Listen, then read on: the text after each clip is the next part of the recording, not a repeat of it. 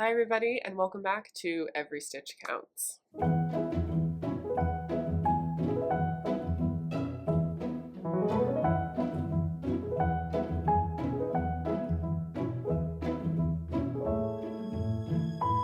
It has been a minute, I feel, since I've sat down to actually film just a normal update of what I've been working on. So I'm happy to be back. It's well into 2024. It's almost March, which I can't really believe. And I have been doing a fair bit of knitting. I feel like I haven't made a ton of progress on things just because I have started things and then ripped things out and picked new projects.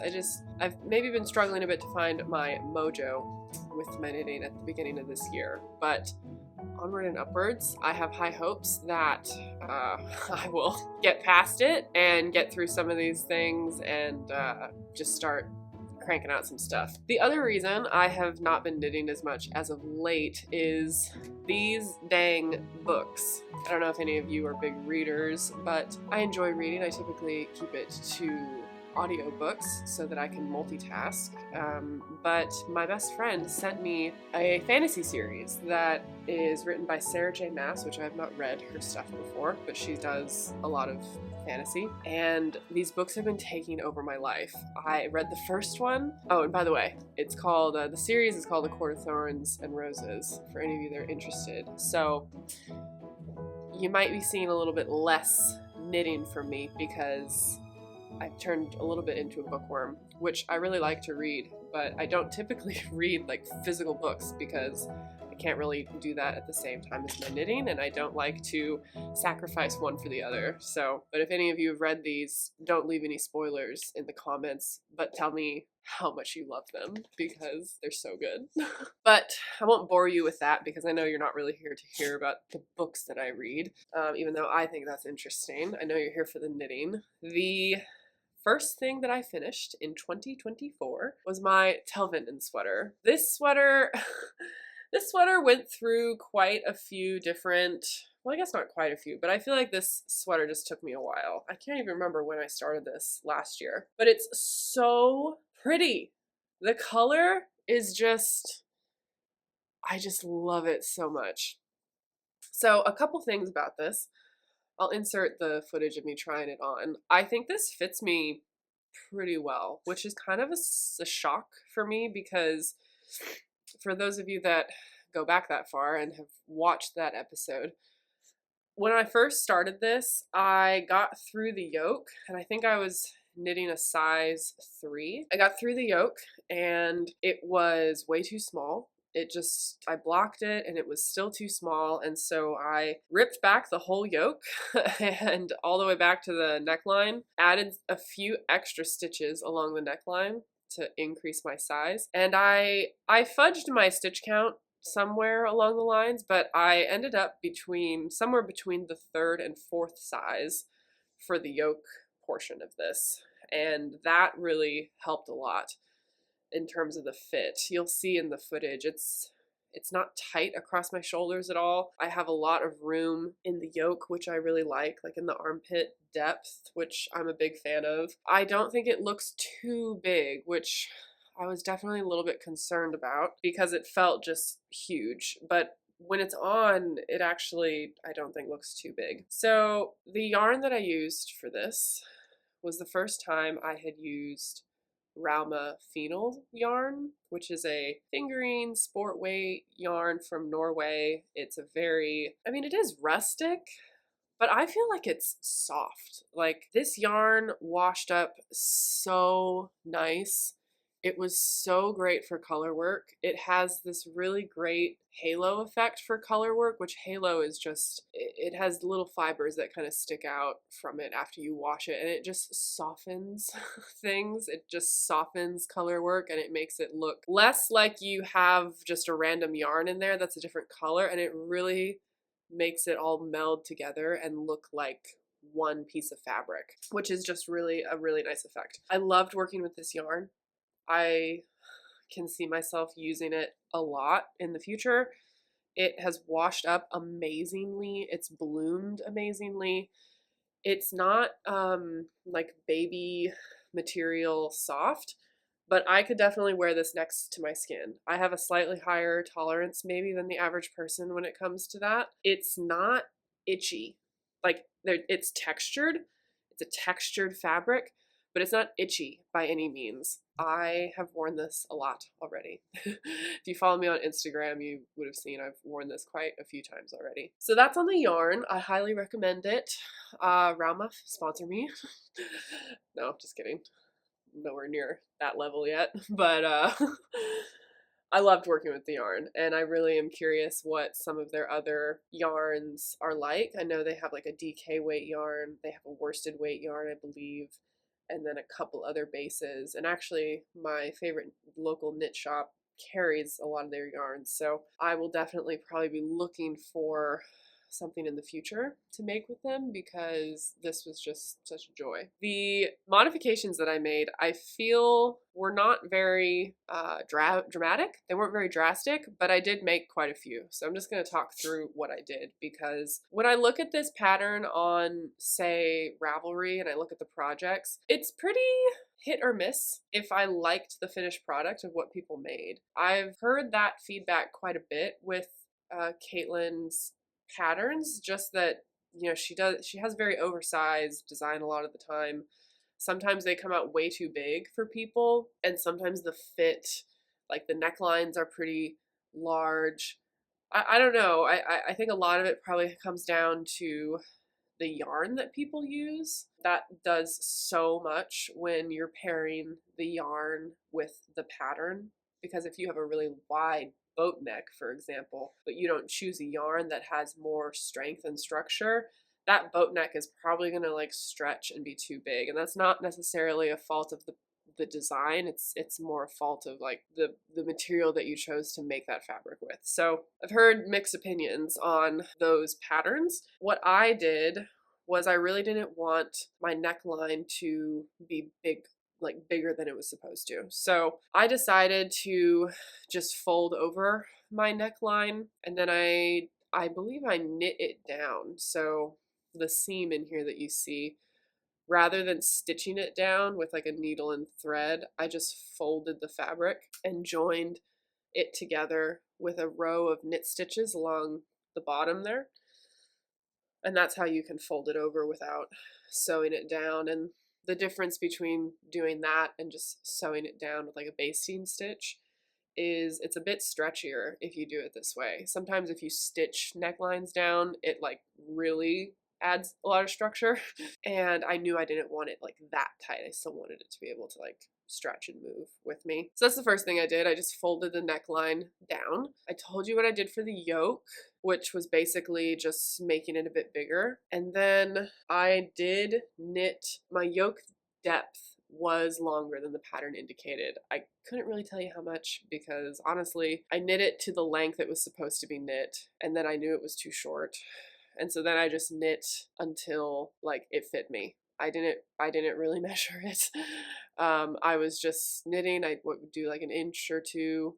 I'd mark my progress with a little stitch marker, and then I would just try it on, and if it fit, I was done. And I was like, okay, I'll split for sleeves now. I should film the next time I do that, because maybe it's not totally clear like how one might be able just to knit until they are done, or what you would be looking for to kind of tell if you need to add another row of increases, or if you need to add more length to your yoke depth. It kind of is just obvious to me, but I understand it's not obvious to everybody maybe what I'm looking for when I do something like that. So I'll have to maybe film that and show you all what I mean when I do that. But to talk through it, I just know about how many inches of depth I want between like my actual armpit and the bottom of the sweater. I want personally about 2 inches, 1.5 to 3 inches, let's say,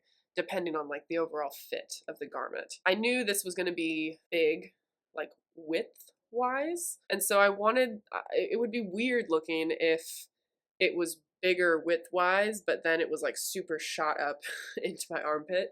So I think I wanted like 2.5 inches extra. I kind of just try it on, and then I always assume that you're going to add stitches underneath, which you do that whenever you pick up your sleeve stitches, you add or pick up stitches for the underarm.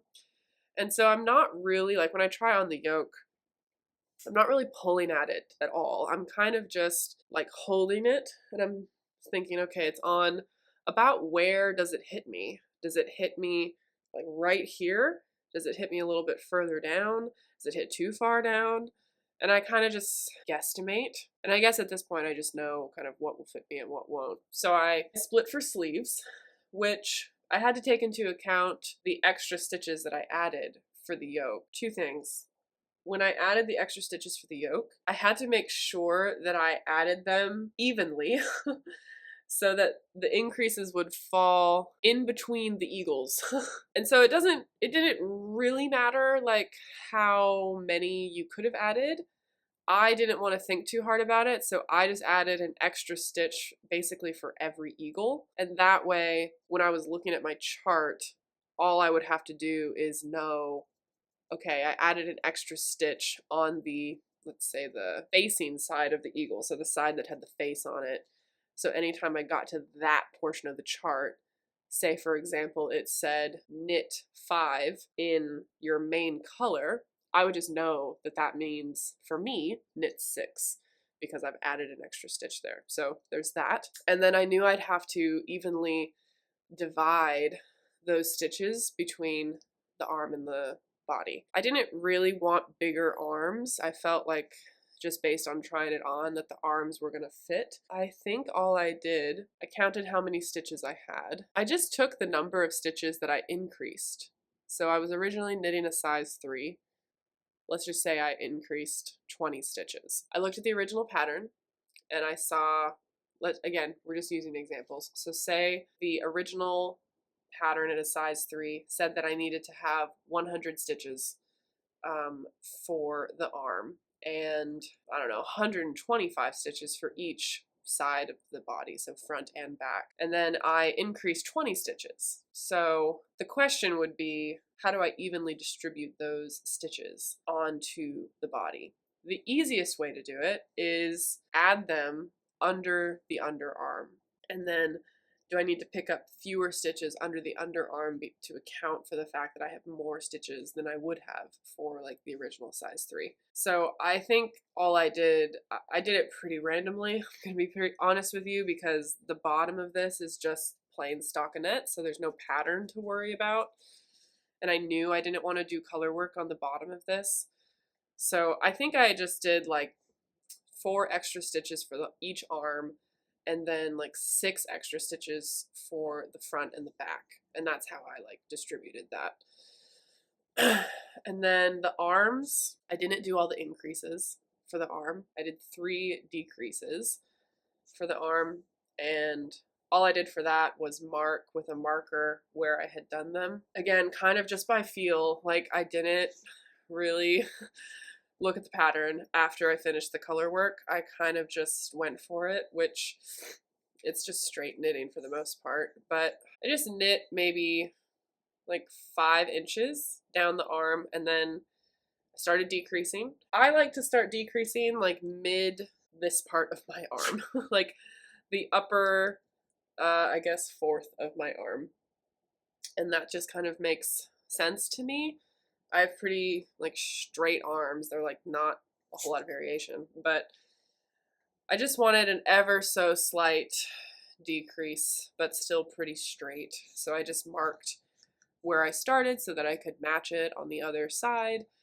I did 3 rounds of decreases, I think every 12 or 13 rows, something like that. And then I did no color work. And then I did definitely longer ribbing than the original pattern called for. Again, I don't know. I couldn't tell you how much.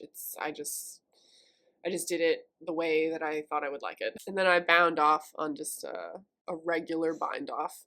And with this yarn, I can't even see it. It kind of just looks like the stitches end, which is really nice, I think. Definitely way faster and less time consuming than an Italian bind off, which is kind of my preferred way to bind off. But for this kind of sweater, it just would have been a hassle and not worth it. And then I did no decreases at all for the body or increases. It was just a straight tube.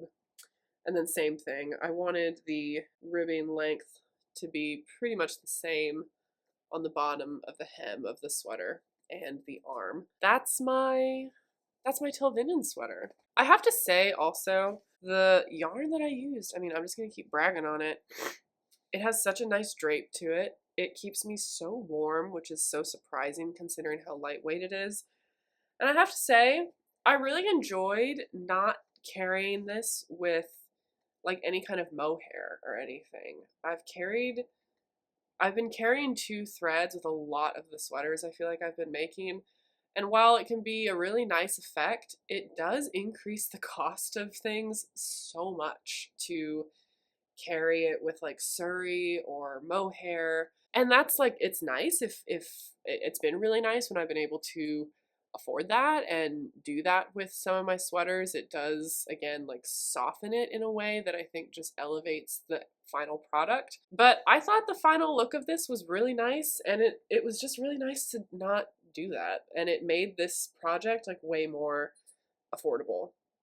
I had a lot of yarn left because I didn't do all of the color work, so I essentially had like 3 skeins unbroken into from this project. So I think, if I remember how much they actually cost, would have meant like the base materials for this, had I not over purchased, would have been like $80 maybe, which is pretty good in my opinion for a sweater that I'm gonna have forever, considering the cost of like other yarns and how quickly the price can go, just like skyrocket. So love this sweater. I love the colors. Okay, moving on to whips. I have been struggling a little bit. Not really, but mostly just like starting and stopping things. So a lot of this pretty much all of this will be brand new to everybody, which will be kind of fun. But the first thing I want to talk about is, it honestly kind of looks like nothing right now because this is just the back, but this is the beginnings of a Lulu slipover by Petite Knit. Now, I went back and forth a bunch with what I was going to use this yarn for. This is the Wing and a Prayer yarn that I got from Rhinebeck 2 years ago. And it is an 80% alpaca, 20% wool, like blended yarn that's farm produced. So it's hard to describe. It's soft. It has a lot of vegetable matter in it. It sheds like nobody's business. I don't know if you can tell too on camera, like just how fuzzy this dang stuff is. And it just kind of like, stuff just falls out of it. I'm like, maybe when I wash it, it's going to, like all that stuff will fall out and it will just stop shedding. I kind of doubt it. It's very drapey, but it's also simultaneously very heavy. And so I had no clue what to do with this for the longest time. I cast it on like something. I didn't like it, so I ripped it out. And then I thought, oh, well, maybe I'll just do, oh, I know what it was. I started the Ingrid slipover with this, and you couldn't see the pattern at all. And so I ripped that out. And then I thought, well, maybe a much larger cable sweater, like with big, big cables, it would show up. And I got through the neckline, and it was just so drapey already. I was like, this is not going to be it. I didn't really want to do another Petite Knit pattern just because everybody does them, to be honest. And while they are beautiful and like I understand why everyone does them, I just wanted to do something different. But I truly just did not feel like I could find anything that would really suit this yarn. So, and the Lulu slipover is like really cute and super chic. So it all works out in the end. But I hope it turns out. It looks pretty narrow right now, but I think that's because there's going to be an entire extra like border that I'm going to have to add onto the other side.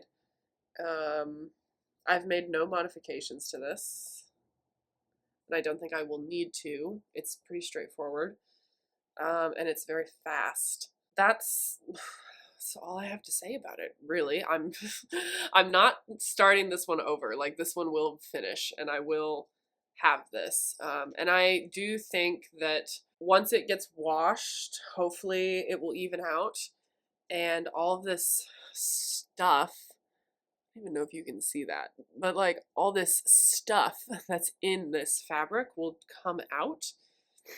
I'm also thinking I might take a deep pillar to it like right away to get rid of some of this hairiness to it, because I don't know that I love that look. It kind of makes it look shaggy, and that's definitely not the vibe I'm going for. I hate to say it, but just based on this right now, my opinion on this might change, but just based on it right now, I don't know that I would purchase this yarn again, and I don't know that I would purchase this kind of yarn again, like a blended alpaca yarn. I bought a ton of alpaca in 2022. I don't know why. It was just striking to me, I guess. And I hadn't really been introduced to like the more rustic yarns at that point. And they are beautiful yarns, the alpaca yarns, but it's a real struggle to figure out what to do with them. I don't really make shawls. I don't really make things that I feel would be good for alpaca. So I don't know if I would purchase this again, but hopefully it turns out, and hopefully it, you know, works for me in this application. Okay, the next thing I started working on is a perennial sweater by Nora Wahan, but it is a pieced together, like set in sleeve cabled sweater. It's very, very elegant, I would say.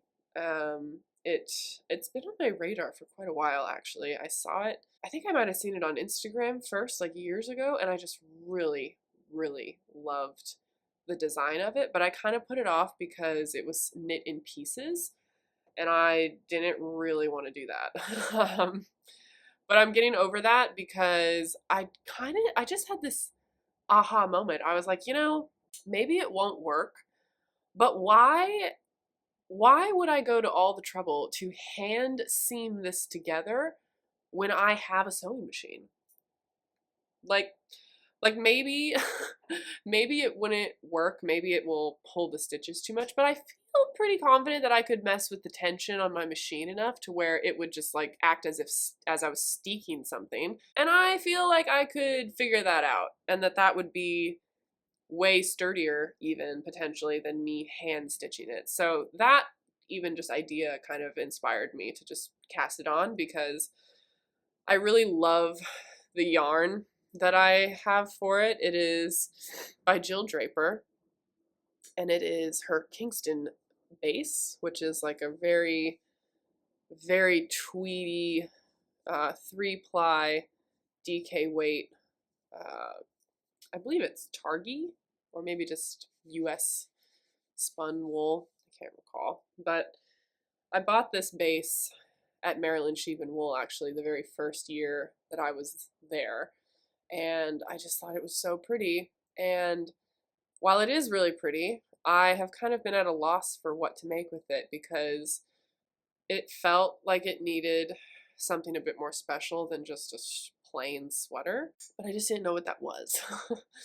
So I think that this will be a good application for it. And I think even though the cables are like maybe not the best canvas for the tweediness of this yarn, I think they are such, like the design of them is such that it will look okay. So more on that front. I am a bit concerned about yarn chicken for this. I am making the second size. So this is designed to only have like 1 to 4 inches of positive ease. So very fitted, not fitted, but like not oversized by any means. And it originally has this, it has a curved hem in the front, which I'm not a huge fan of. I don't really think I want to do that. I want to try to just do it straight. That's more my vibe. So I'm going to be using potentially a little bit extra yarn to do that. And I have like exactly exactly enough, I think. So I'm hoping that she writes into her patterns like a 20% yardage allowance and that I won't actually need the full amount because, yeah, I'm a bit concerned about that. Also because I'm tall and I usually have to make things a bit longer for myself. But I'm hoping just to get through the body. And I think what I'm going to do is get through the front and the back panel and then see if I can use my machine and stitch that together first and then do the sleeves. And maybe even do the sleeves at the same time. I'm not quite sure. I'm not quite sure how I'm going to do that. I might be able to figure out how to knit the sleeves from the top versus from the bottom, right? I feel like that should be pretty easy. Your decreases are increases and vice versa. And yeah, I feel like I can figure that out. So more on that. I've done the ribbing of the back, not very much, but I need to switch needles and start doing the pattern. I've just been focusing on the project that I'm going to talk about next, so I haven't really gotten to that. And I've been reading my fantasy novels, so I haven't really been knitting a whole lot. Don't tell anybody. The second to last whip that I have is yet again another petite knit pattern. I know. I feel like I just couldn't find anything. Petite knits patterns are so great for timeless basic sweaters, but also she doesn't ever really have a ton of like design elements going on. Like, and the design elements that she does have are very subtle. And so I had this tweedy yarn and it was so intense. I didn't know what to do with it. It's the same base as what I'm using for the perennial sweater, the Jill Draper Kingston base, and it was such a bright, almost like chartreuse green with all this different like tweeding coloring in it that it was so much. I was like, I don't want it to be that bright green for just a sweater. I don't think I'll wear that. And then I was like, but I can't do cables with it. Like, what in the heck am I even supposed to do with this? So I started the pine and fur sweater. I think I actually talked about that in a previous episode. I thought the cables would be okay. I started doing the cables, was not okay, couldn't see them. I knew I wasn't going to wear it when it was finished. And so I ripped that out, kind of put it to the side, and then I decided to just do the cloud sweater by Petite Knit. I think I saw it had just been released actually on Instagram, and I thought it was really pretty. Her yarn that she chose for that, I can't remember what she knit it in originally, but it's much drapier than the yarn that I have. So we're having to do a bit of not redesign, but modifications to it. Neither here nor there. This is what I have so far. I did get to finishing the body. I had cast off the body actually, and you'll see here on the side, I'm talking through the fit of it. As you'll see when it's on, I really didn't love how it like came in at the bottom because it's a drop shoulder design. I almost think it would be more flattering for my shape if it like belled out slightly. I also wanted it to be slightly longer, and I also wanted the back of it to be slightly like dipped ever so slightly. I really don't like it when sweaters like they shift forward, and so then the back of the sweater becomes a little bit shorter than the front of the sweater and you have to like readjust it and all this stuff. Don't love that look. So I ripped it out, and I'll show you on the side here kind of how I did that. I just ran a thread through like about where I wanted to restart, and then I ripped the yarn out, and now I've just been adding that length back before I want to do a couple rounds of short rows along the back side of the sweater so that it has an ever so slight like dip, and I don't have that pull forward, what I'm describing.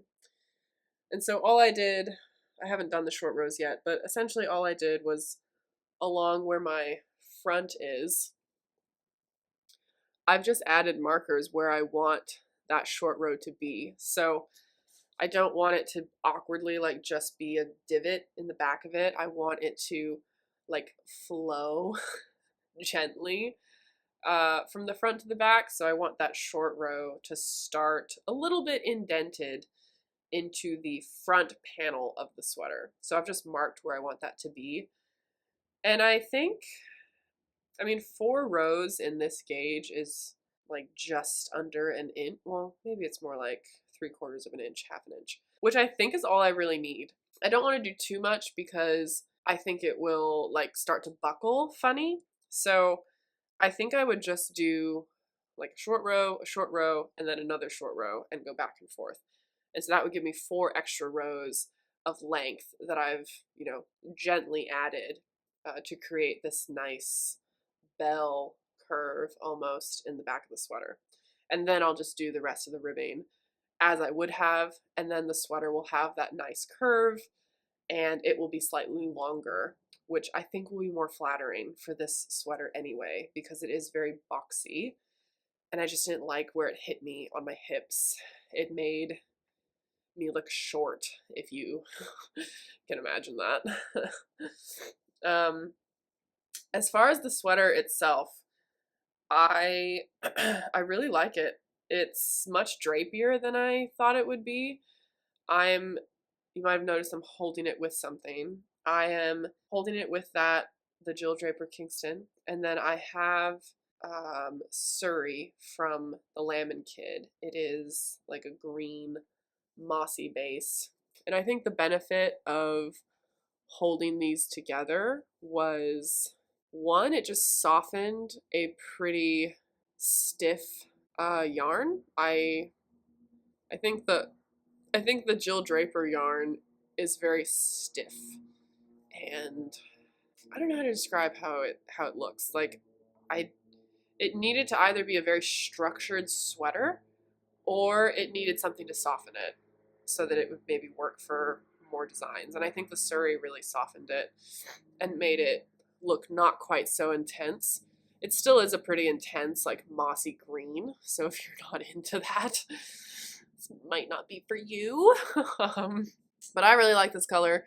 I think it looks like okay on me, and I think that it just makes this a much more wearable and the kind of green that I really like to wear in my sweaters. So in this instance, I am happy that I'm carrying this double with something, but I don't want to think about necessarily how expensive this project would have been had I purchased these yarns separately for the purpose of doing it. I absolutely think that for a sweater this simple, that there are other yarns that are way more affordable that would give you like just as good of an effect for something like this.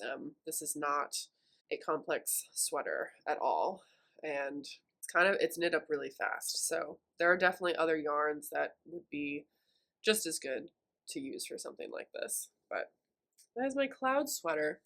Hopefully this is done the next time I talk to y'all, because I think it's going to be my goal to finish the body of this week.